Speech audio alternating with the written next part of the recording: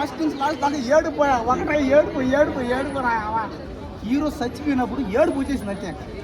నాకైతే సినిమా హీరోయిన్కి హీరో ఎలా కనబడుతున్నాడో ఆ మాదిరిగా ప్రతిరోజు సిల్క్ సుమిత శ్రీదేవి కనబడుతున్నారు నాకు. కాబట్టి సినిమాని ఖచ్చితంగా చూడండి. సినిమాలో మనం ఊహించుకొని కొన్ని సీన్లు అయితే ఉన్నాయి, అవన్నీ ట్విస్ట్ అనమాట, బిగ్ ట్విస్ట్.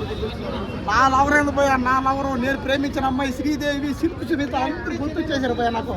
పోయా సినిమా చూస్తానని సేపు దారుణం అన్యాయం పోయా. ఈ రోజుల్లో ఇలాంటి సినిమాలు చూశారంటే ఖచ్చితంగా చచ్చిపోతారంతే మీరు.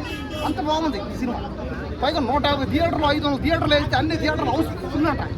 ఈ సినిమాకి ఖచ్చితంగా నాకు ఎందుకో 10,000 కోట్లు టార్గెట్ అవుతారు ఈ సినిమా. ఖచ్చితంగా 1,00,000 కోట్లు అంతే పోవు. సినిమా చూస్తున్నాను సేపు. మీరు కానీ ఈ సినిమా చూశారంటే మన తెలుగు అమ్మాయి గౌరవప్రియ అంట, సికింద్రాబాద్ అంటే ఇక్కడ పక్కనే. కాబట్టి సికింద్రాబాద్ వాళ్ళు మనోళ్ళు అందరూ, హైదరాబాద్ వాళ్ళే, కిరణ్ పోరన్న మనోడే.